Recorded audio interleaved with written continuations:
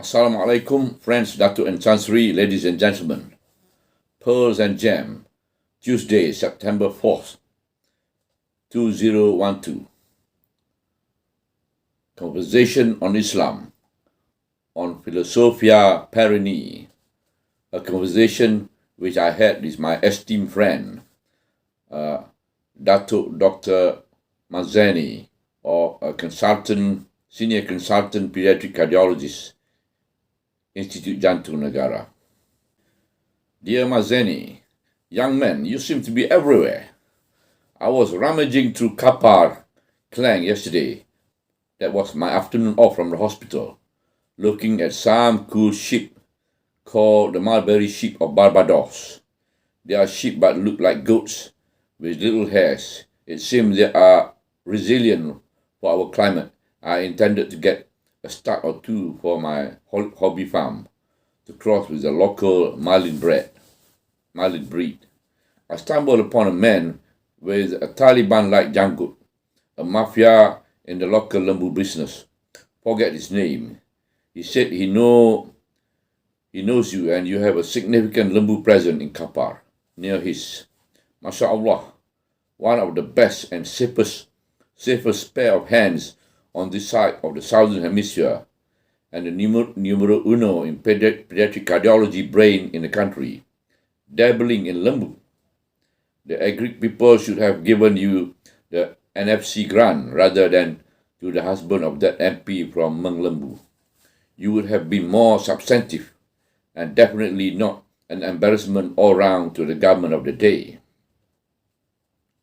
Today I was, as usual, after Friday prayer, surfing through the net for more info regarding the triad of Martin Links, Rain Guénon, and Fridtjof Shawn, plus minus Said Nasir, and Said Hussein Nasir, and lo and behold, I came across your most wonderfully written passage on Titus Bukhari, aka Sheikh Ibrahim, the noted Sufi scholar.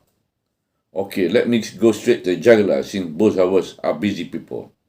Years back, when I was in communication term with Professor Wan Muhammad of ITM, I used to ask him about Martin Links, who probably wrote one of the best, if not the most readable sirah on the Prophet. Martin Links just died at that time. The good professor said, Inshallah, may God help him. He is a perennialist. The good professor sounded negative to me. Now the good professor does not dare come near me, as I am an academic pariah probably, and who would suffer drastic pay cut writing in my column. Later, reading aloud about them on the superficial level, with all that jazz about transcendence of religion at the superficial level, it sounds more negative. I am a fan of Professor Said Hussein Nasir, and spent hours going through his YouTube lectures and reading about him elsewhere, especially on happiness. And I find that if we do not allow ourselves to get beyond our superficialities and our inherent need to isolate and to compartmentalize this rarefied individual into narrow confines, our view of them will not fall into the narrow perspective as the Madrasah Ustad. Yes, you certainly know what I mean. I cannot put it in words. What is your personal take on this perennialist issue? Let me rephrase the question. I want to bersangka baik in the main. From my limited understanding, my take on them is that these people are actually saying was secularism and materialism are the cause of man's heedlessness in modern time. This heedlessness is not bringing us anywhere except a path of universal species self-destruct, from the moral as well as material sense, let alone from the spiritual sense.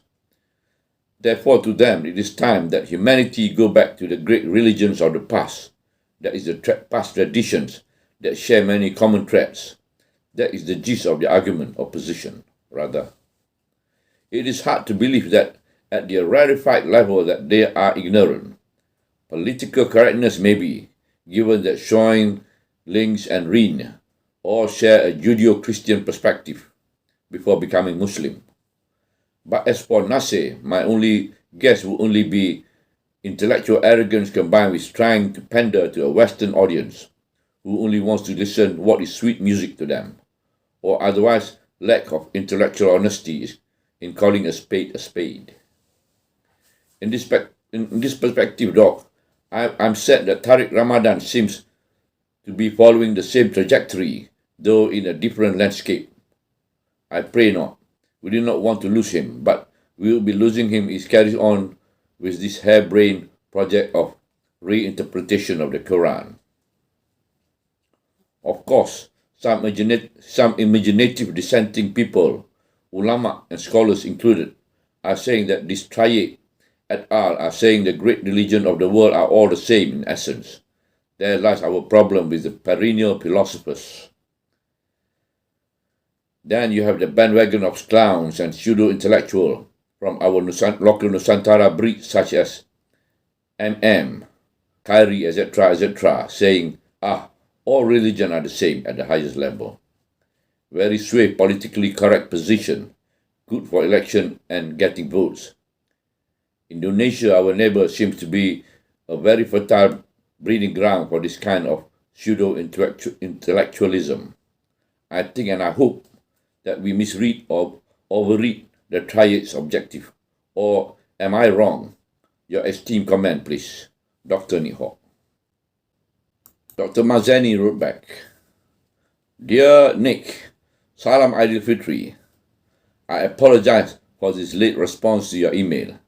I do not access my email at home, and it happened that yours came from during that long Hari Raya break. When I first read it, coming back on office, I thought I need to digest a bit before responding. Yalah, not the usual kind of email. Like you and many others, I've learned a lot from the perennialists in terms of understanding our religion, the need for one in general, from the philosophical intellectual level. Not that this is a necessity. The simple folks and the unlettered often stronger iman than us, but why not? I find Sean's understanding of Islam exceptionally brilliant, although I had to read and reread a few times over, from medical school to MO and even bila dah jadi consultant. Syed Hussein Nasir is also brilliant when he critiques modernity and the loss of spirituality, and is brilliant when he argues in defense of Islam, as well as his writing on Islamic art. I also agree that Martin Link's biography of the Prophet, though written in similarly simple language, is very eloquent and inspiring. I also like biographies like Sheikh Alawi, though it was written as an academic dissertation. As for Bukhari, I think he's brilliant when he writes about Islamic sacred art, architecture, and traditional communities. In his 20s as a young man, he lived in Fez, Morocco, and learned Arabic and Islam from the great sheikhs of Morocco. And a small book of his that I really love is his translation of some letters of Sheikh Darkawi, who wrote to his pupils, letters to from a Sufi master, I think. In the 80s, followers of Sheikh Abdul Qadir as-Sufi in the UK made a full translation of the Rasail, but the language does not match Bukhari's, so much so that I visited Morocco twice, especially the city of Fez, in the 2 years I was in the UK. To cut it short, I have a great esteem and admiration for the perennialists. I think they are intellectually gifted individuals and have very important message to the modern man. About Philosophia Perennii, I have a bit of misgiving of it. To bersangka baik, I assume that it is Tawhid seen from the Western intellectual understanding of the concept, although one can sense at times that this is trending on slippery ground. But it is definitely not the crude religious pluralism as preached by some, and worse, for political expediency. Even if we may think the judgment say that all authentic spiritual tradition, a term Nasir like to use, can lead to salvation, and this includes Hinduism and Buddhism. But I'm also baffled that they choose the Sharia of Islam making themselves known to their readers as Muslim. In the early 90s, if I'm not mistaken, I read an article by an ex-follower of Shoin denouncing the deviantist teaching and practice of the Sufi order he founded in Minnesota, Tariqat Maryamiyah, as of Maryam, the Virgin Mother of Isa alayhi salam. The practices allegedly include zikr session with men and women in the nude, and there is even a photo of Shoin from the waist upward unclothed. Also weird drawings by Shoin seem like how modern-day Sufism commonly ends. Example, Al-Arkam, the Darqawi followers in the UK becoming pseudo-Sufism around a highly charismatic cult figure. I did not investigate this further, but I heard Nasir, being a faithful disciple of Shoin, is also into this. You might want to check this out with Professor Osman Bakar. If that is what actually happened in Shoin in the twilight of his years, it is really sad. But no one can take away the brilliance of his work written nearly half a century earlier. 50 years is a long time, Dr. Nick, and we change, sometimes for the better, sometimes for the worse. I do not hear of this about Bukhari or links, and I hope I will not. At least Bukhari, from some insight that Nasir gave us, is a more contemplative and discreet gentleman, not someone who draws people towards him. Yes, Kapar is where my kampung is, near Puncak Alam and Saujana Utama, and that is where I have my lembu and kambing. I'm slowly developing the place so that by the time I retire, it becomes a viable business operation that provides a few jobs and preserve parts of my kampung from the fast encroaching urbanization. Farming, like many life skills, is something that even kampung kids today do not have. This is one aspect of the crisis of modernity that perhaps Nasir should write about. May I know your take on this too, Nick? I wrote back to Dr. Mazani. Dear Dr. Mazani, I'm quite confused because they are not ordinary people. They are cream de la cream of ultimate scholarship. It can be said that their road to Mecca are highly esteemed, and by Allah, I pray that souls like Martin Ling may find a special place among the beloved. Like you, I bersangka baik, but listening to this short Martin Ling interview down here unsettled me a lot. It's impossible to miss the last junction on our long route to Mecca and end up in Mina instead. That is the fine art of the 4-star general Iblis. No one is immune to him at all levels, even at the level of a guru or a sheikh.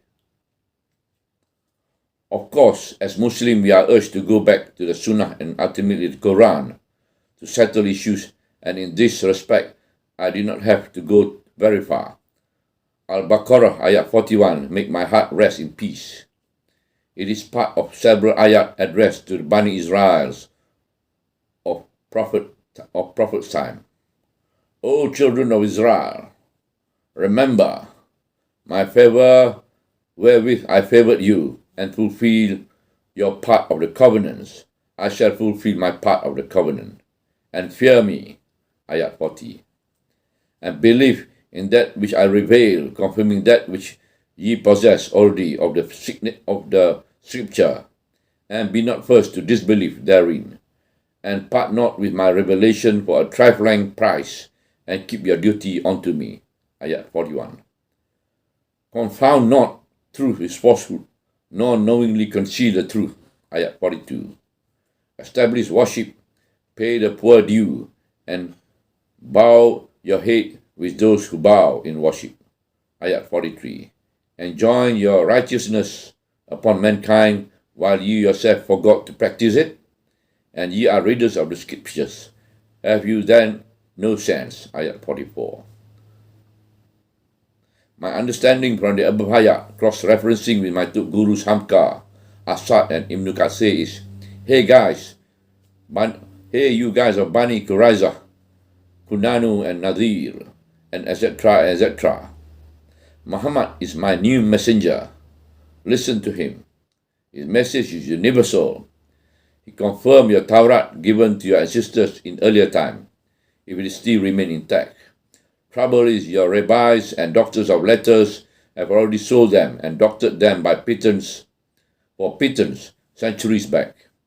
Of course, this goes without saying that the flock following Nabi Musa were already lost sheep with their Bible by 600 CE, 600 plus CE. The Council of Nicaea, called by Emperor Augustine sometime in 200 CE, only recognized the concept of Trinity as the foundation of Christianity.